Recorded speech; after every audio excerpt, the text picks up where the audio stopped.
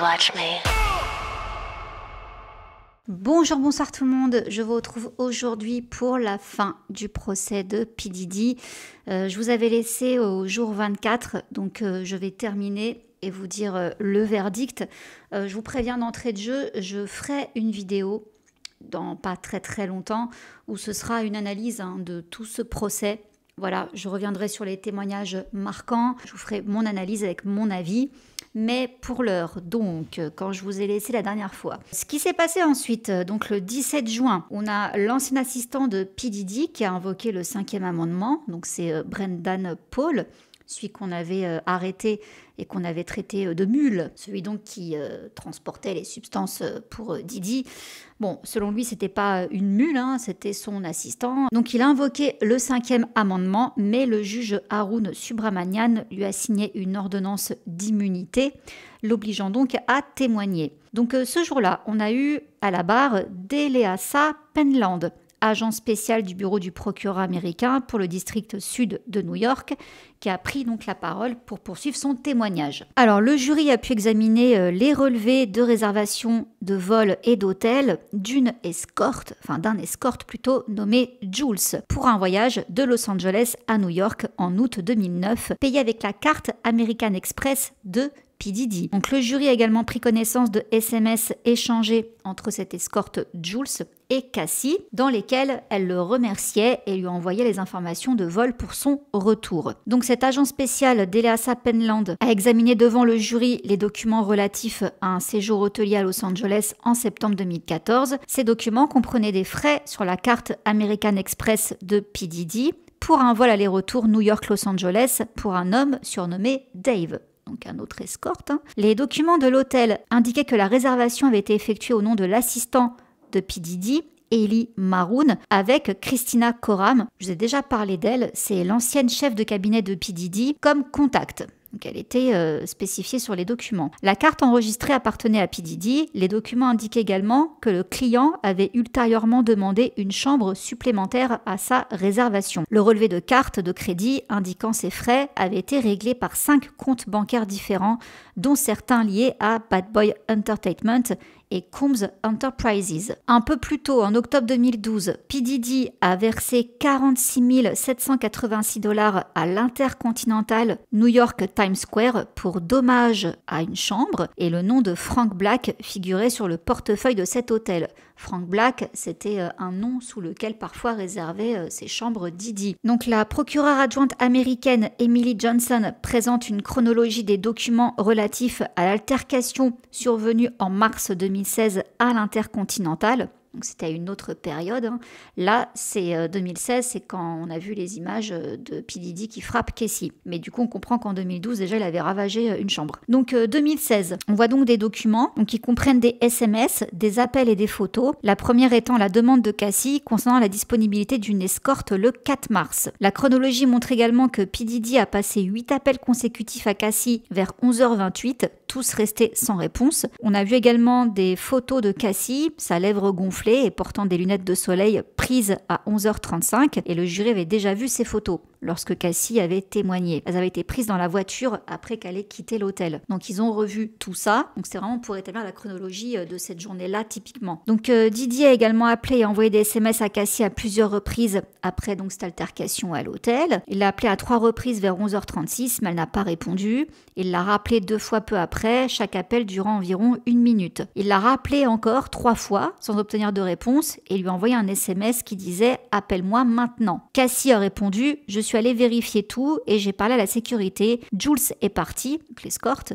Donc tout va bien et tant que tu ne déranges pas les autres clients, ils te laisseront tranquille. » Bon, ensuite Diddy continue à la harceler de coups de téléphone auxquels elle répond pas. Il lui envoie encore des textos « Appelle-moi maintenant, appelle-moi, la police est là ». Ensuite, à 12h09, on voit que Cassie a appelé l'ancien garde du corps de P. Diddy, Damian Butler, surnommé D-Rock, pendant 22 secondes. Et P. Diddy lui envoie encore des textos, tu vas m'abandonner tout seul, appelle-moi s'il te plaît. Et elle lui a répondu, j'ai une première lundi pour la chose la plus importante que j'ai jamais faite de ma vie, j'ai un œil au beurre noir et une lèvre gonfler. Il était temps que je parte. Tu es malade de penser que c'est bien de faire ce que tu as fait. S'il te plaît, reste loin de moi. L'agent de sécurité de P. Diddy a essayé de rappeler Cassie après ce message, mais elle n'a pas répondu. Diddy continue à l'appeler, au secours, à l'aide, aide-moi. Pourquoi? Certainement parce que donc il y avait des flics. Il lui dit, je suis sur le point d'être arrêté. Si tu ne réponds pas, tu n'entendras plus jamais ma voix. Bon, on comprend que c'était un peu tendu ce jour-là du côté de Diddy. Et le matin du 7 mars, Cassie envoie un SMS à Diddy où il est écrit « C'était censé être une journée vraiment excitante pour moi et j'aimerais pouvoir me glisser dans mon lit et y rester jusqu'à ce que j'ai une meilleure mine. » Donc on voit encore une série d'appels ce jour-là entre P. Diddy et Eddie Garcia, un ancien agent de sécurité d'Intercontinental. La chronologie montre également une photo du permis de conduire de ce Garcia, prise à 14h21, récupérée sur le téléphone de Christina Coram, ancienne chef du cabinet donc de P. Diddy. Donc ce Eddie Garcia, il avait précédemment témoigné, il dit avoir rencontré P. Diddy pour échanger les images vidéo, ce qu'on a pu voir sur CNN, contre 100 000 $ cet après-midi-là. Et lors de sa présence, il a signé un accord de confidentialité et Coram avait pris une photo de son permis de conduire. Par la suite, il y a encore d'autres SMS qu'on voit, dont Cassie qui dit « J'aurais dû porter plainte ». Ensuite, le jury a encore vu des vidéos de freak-off. Après, je vous cache pas que c'est pas très intéressant ce qui s'est passé dans cette journée. Voilà, c'était juste des échanges de textos, savoir le contexte, quelle personne était présente lors des réunions, etc. Bref, la seule chose qui est à retenir là, parce que c'est important pour le verdict qui est tombé, c'est qu'en fait, on a quand même une preuve que P. Diddy et Cassie transportaient des escortes d'un État à un autre.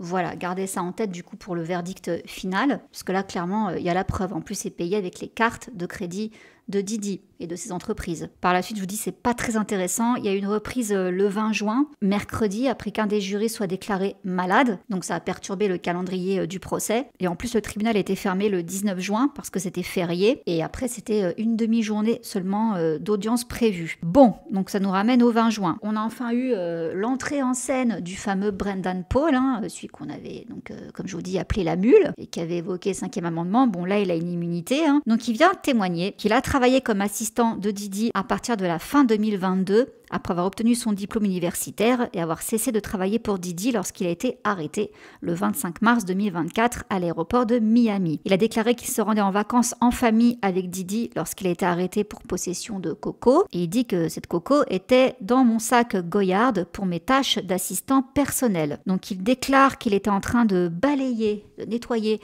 la chambre de Diddy et qu'il avait pris la coco pour la mettre ailleurs, mais qu'il avait oublié de la sortir de son propre sac avant de partir en voyage. Donc durant ses premières semaines de travail, Paul a déclaré qu'il travaillait depuis le domicile de Diddy à Los Angeles et recevait principalement des instructions d'autres assistants. Donc il travaillait généralement entre 80 et 100 heures par semaine, 4 à 6 jours par semaine, mais il était toujours de garde. Donc son salaire de départ était de 75 000 $ par an. Il a ensuite été augmenté à 100 000 $. Il déclare également que la plus longue période où il a travaillé sans dormir a eu lieu lors de la sortie du dernier album de Diddy à New York. Il est resté éveillé pendant environ 3 jours, même s'il a fait quelques siestes entre les deux. J'étais jeune, dit-il, donc j'ai pu supporter la situation. Bon, il a quand même pris de l'Adderall sur ordonnance et il a consommé à de rares occasions de la coco pour rester éveillé et alerte pendant son emploi. Il déclare également avoir fumé de la Marie-Jeanne pendant son emploi. Bon, après, il dit qu'il a vu Diddy consommer des substances, de la coco, de la kétamine, de l'exta, de la Marie-Jeanne, environ une fois par mois, mais à d'autres moments, il semblait sous l'effet de substances.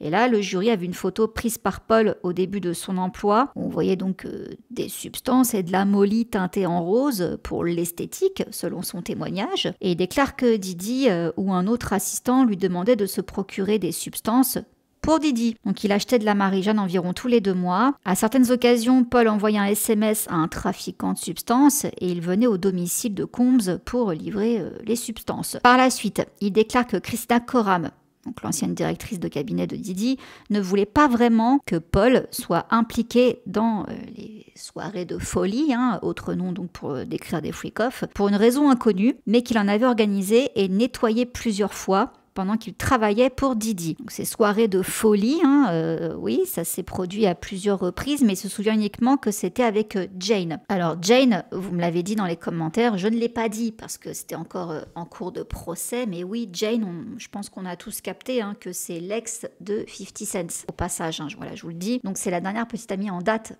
de P. Diddy, elle est restée avec lui après les accusations de Cassie et même après qu'il ait fait son mea culpa là, sur les réseaux, tout ça. Mais en fait, jusqu'à ce qu'il se fasse arrêter. Elle était avec lui. Donc elle avait même vu Diddy qui essayait de rédiger son texte d'excuses.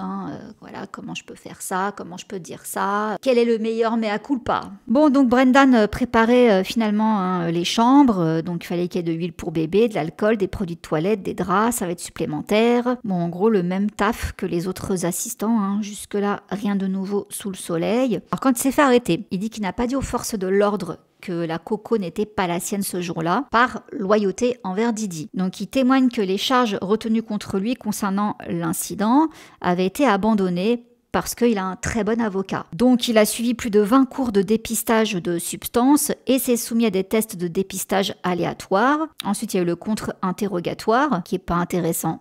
Je ne vous le cache pas. On lui a juste dit « N'étiez-vous pas une sorte de passeur de substances ?» Ce à quoi Paul a répondu « Absolument pas ». Il déclare qu'il pensait que les substances qu'il avait obtenues étaient destinées uniquement à la consommation personnelle de Diddy. Et concernant les freak-off, il dit « Je considérais cela comme une évasion ». Il pensait que Diddy passait du temps seul avec Jane. Il dit n'avoir jamais rien vu qui lui ait laissé penser qu'elle faisait ça un peu par obligation, qu'elle refusait de participer. Quand on lui demande « Que pensez-vous de Monsieur Combs ?», il répond « C'est compliqué ». Bon, ensuite, on est encore revenu sur des messages entre Cassie et P. Diddy. Bon, c'est, comme je vous dis, pas intéressant, quoi. C'est toujours la même chose. Il était ennuyeux, ce procès, je vous le cache pas. Ensuite, 7e semaine du procès. L'accusation poursuit l'interrogatoire de son 34e témoin, Joseph Cerciello, agent spécial du département des enquêtes de la sécurité intérieure. Et ce Joseph a lu des SMS, des factures d'American Express et d'autres documents, tandis que le gouvernement s'efforçait de montrer que Diddy avait organisé des marathons S élaborés sous l'emprise de substances à l'automne 2023, à peu près au moment où il était célébré comme un producteur de disques et un magnat des médias pionnier, et au moment où il sortait son premier album studio solo en 17 ans. Alors que l'accusation approchait de la fin de sa présentation des faits, elle a exposé les modalités de telles rencontres, soulignant les transactions financières qui les lient à M. Combs et à ses sociétés. La défense s'est également concentrée sur les messages des femmes, dans lesquelles elles exprimaient leur enthousiasme pour les soirées, là, avec des escortes. Le mardi, les deux parties ont accordé une pause. La défense n'a cité aucun témoin. « Je voulais vous remercier, vous faites un excellent travail », a déclaré P. Diddy au juge hors de la présence du jury. Il a précisé avoir discuté de la question en profondeur avec ses avocats, puis confirmé sa décision de ne pas témoigner. Jeudi, les plaidoiries finales ont débuté avec la procureure Christy Slavic, qui a plaidé pendant 5 heures, synthétisant les semaines de preuves et de témoignages présentés au jury et cherchant à les convaincre du caractère criminel du comportement de M. Combs. Madame Slavic a précisé au jury que le gouvernement ne prétendait pas que toutes les soirées S avec des escortes masculins constituaient un trafic S. S'il y a une seule fois que les jurés considèrent comme le résultat de la force, de menaces de force, de fraude ou de coercition, M. Combs devrait être reconnu coupable de trafic S. Pour condamner M. Combs pour racket, les jurés doivent conclure qu'il a sciemment participé à un complot illégal et qu'il a accepté que lui-même ou un co-conspirateur commettent au moins 2 actes criminels de cette liste pour faire avancer l'entreprise. Madame Slavic a déclaré qu'un cercle restreint d'employés fidèles de M. Combs a commis divers crimes pendant plus de 10 ans, notamment la distribution de substances, l'enlèvement, l'incendie criminel, la corruption, le trafic S, le transport entre États à des fins de prostituées, voilà, et le travail forcé. Concernant la subornation de témoins et l'obstruction, Madame Slavic a fourni 2 allégations concernant des femmes ayant témoigné sous pseudonyme lors du procès. Peu après le règlement à l'amiable du procès de Madame Ventura, donc Cassie, Madame Slavic a déclaré que M. Combs avait appelé Jane à 2 reprises afin de diffuser un faux récit selon lequel Jane participait volontairement au marathon S avec des escortes masculins dans des chambres d'hôtel. Madame Slavic a ajouté que M. Combs avait également suborné Mia, l'une de ses anciennes assistantes, en demandant à un garde du corps connu sous le nom de D-Rock de l'appeler et de lui envoyer des SMS. Vendredi, l'avocat principal de M. Combs, Marc Agnifilo, a plaidé pendant 4 heures, lui, décrivant son client comme un homme profondément imparfait, menant une vie échangiste, toxicomane et agressant parfois physiquement ses petites amies. Il a toutefois soutenu que l'accusation du gouvernement, selon laquelle M. Combs était un trafiquant S ou le chef d'une organisation de racket, était largement exagéré. Il a consacré de longs passages à mettre en avant des témoignages, des textes et des preuves vidéo qui, selon lui, démontraient la participation consentie de Cassie et de Jane aux longues soirées S, élément essentiel à l'accusation du gouvernement selon laquelle les femmes étaient victimes de traite S. Mark Agnifilo a également mis en doute la crédibilité de certains témoins du gouvernement, ciblant plus particulièrement Capricorn Clark, une ancienne assistante de M. Combs, qui a témoigné avoir été kidnappée à 2 reprises sur ses ordres. Agnifilo a présenté un récit alternatif des images de l'agression de Los Angeles de 2016. Il décrit l'agression comme une dispute téléphonique et non comme une punition pour avoir quitté la victime. Dans un premier temps, Agnifilo a fait appel aux émotions du jury en distillant des apartés personnels, des répliques hilarantes et des descriptions détaillées des témoins en termes familiers. Il a réagi avec force à l'idée que M. Combs était à la tête d'une entreprise de racket. « Vous vous moquez de moi ?» s'est-il exclamé pour conclure sa plaidoirie. Il est revenu sur les liens familiaux de M. Combs pour renforcer son potentiel d'acquittement. « Il est innocent », a-t-il déclaré à propos de son client. « Rendez-le à sa famille qui l'attend. » Donc, fin de toutes ces plaidoiries. Donc le jury, composé de 12 membres, a finalement tranché après plusieurs jours de délibération. Mardi, il avait dans un premier temps notifié au juge Arun Subramanian avoir trouvé un accord sur 4 des 5 chefs d'accusation, tout en faisant état de désaccords persistants sur le premier chef, celui d'association de malfaiteurs. Il s'est finalement accordé ce mercredi sur ce dernier, le plus complexe, qui suppose l'existence d'une entreprise criminelle durable et la participation volontaire à au moins 2 crimes sous-jacents. Il est aussi le plus sévèrement puni, avec une peine maximale de réclusion à perpétuité. La veille, le magistrat avait choisi de ne pas clore immédiatement les débats, exhortant les jurés à poursuivre leur discussion dans l'espoir d'aboutir à une décision unanime. Les avocats des 2 parties s'étaient retrouvés en salle d'audience pour convenir d'une formulation d'instruction supplémentaire entre pression modérée et rappel de leur devoir délibératif. Bon, suite à ce verdict, on a vu une joie non dissimulée. Les avocats et soutiens de Didi ont bruyamment célébré l'acquittement de leur client pour trafic S et d'association de malfaiteurs, mais comme il est reconnu coupable de transport de personnes à des fins de... voilà quoi, il risque en théorie jusqu'à 20 ans de prison. Mais selon le parquet, il devrait en réalité passer seulement 4 à 5 ans derrière les barreaux, alors qu'il redoutait la prison à vie. Donc après le verdict, P. Diddy a regardé au ciel et joint ses mains en se tournant vers le juge et le jury dans un signe de remerciement et de soulagement. Il a pris la tête entre ses mains comme incrédule. Il s'est agenouillé, posant les mains sur sa chaise en position de prière. Lui et sa famille applaudirent bruyamment, poussant des acclamations tonitruantes et sifflant. Donc devant le tribunal régnait un brouhaha mêlant fans de Sean Diddy Combs, dont plusieurs s'affichaient avec des pins Free Diddy, et influenceurs épiloguant en direct devant leur smartphone sur le verdict, au point que la police a barricadé les lieux. Accompagné des enfants de P. Diddy, sa mère Janice a salué la foule et levé un pouce en l'air pour témoigner de sa satisfaction après le verdict. Face à la presse, la défense de P. Diddy a salué la décision des jurys. Je cite « Aujourd'hui est un grand jour, aujourd'hui est une victoire, aujourd'hui est la victoire de toutes les victoires pour Sean Combs et notre équipe juridique. Nous poursuivrons la bataille jusqu'à sa libération. » Une autre de ses avocates, Nicole Westmoreland, a déclaré que le rappeur s'était réellement battu pour sa liberté, pour son innocence. Et vous savez, bien souvent, les gens ont trop peur de le faire. Aujourd'hui, c'est une victoire majeure qui montre ce que le système peut accomplir. Le juge Arun Subramanian a prévu une audience le 8 juillet prochain afin de tenter de déterminer une date pour le prononcé de la peine, proposant celle du 3 octobre. Donc voilà, alors qu'il est reconnu non coupable de trafic S sur la personne de Cassie, son ancienne compagne, l'avocat de la chanteuse a pris la parole. Toute cette procédure pénale a commencé lorsque notre cliente Cassie Ventura a eu le courage de déposer sa plainte civile en novembre 2023. Bien que le jury n'ait pas déclaré Combs coupable de trafic S, Cassie, au-delà de tout doute raisonnable, a ouvert la voie à un jury pour le déclarer coupable de transport pour se livrer à la prostituée. En racontant son expérience, Cassie a laissé une marque indélébile à la fois sur l'industrie du divertissement et sur la lutte pour la justice. Est-ce que on est étonné? Non. Je vous l'ai dit assez rapidement d'ailleurs, je ne sais plus quand, mais lors de ce procès, dans un des updates que je vous ai fait, je vous ai dit ça pue. Je vous ai dit ça pue parce que déjà je m'attendais à beaucoup plus de témoins. J'ai pas compris.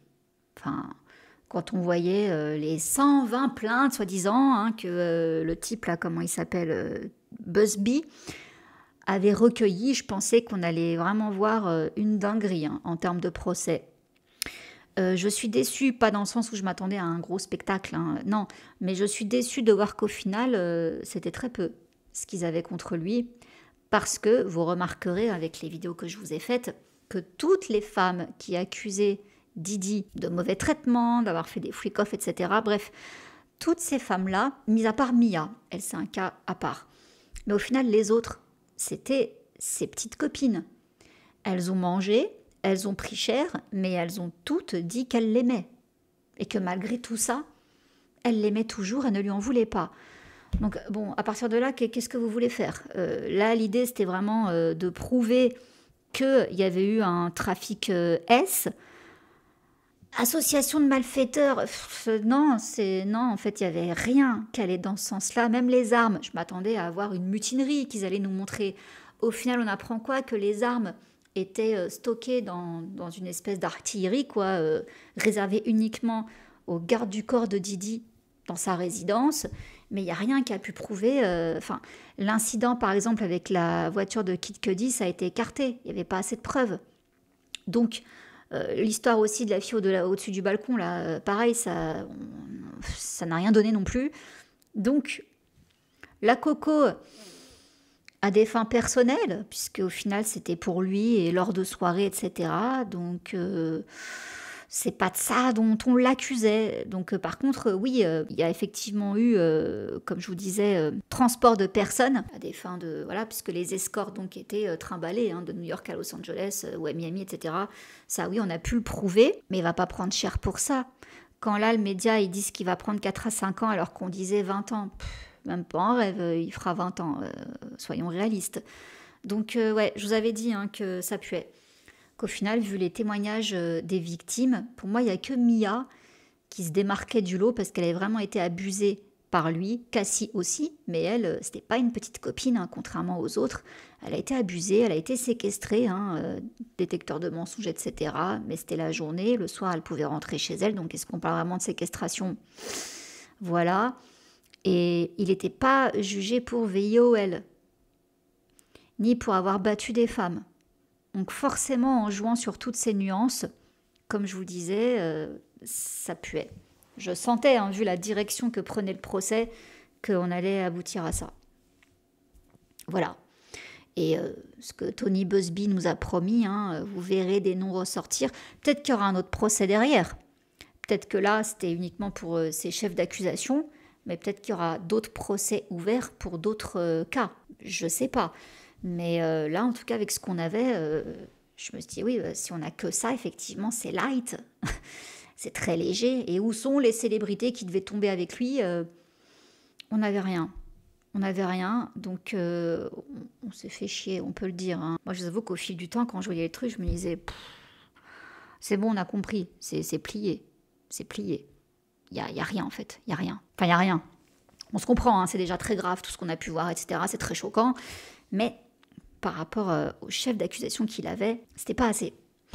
Voilà, donc écoutez, comme je vous disais, hein, je ferai une vidéo résumée de tout ça, où j'irai plus en profondeur et je vous livrerai une analyse plus pertinente. Mais bon, moi je suis pas étonnée, hein, comme je vous dis. Voilà, vous l'aurez compris. Sur ce, je vous laisse. Je vous fais plein de gros bisous et je vous dis à dimanche. Mouah. Bisous, ciao.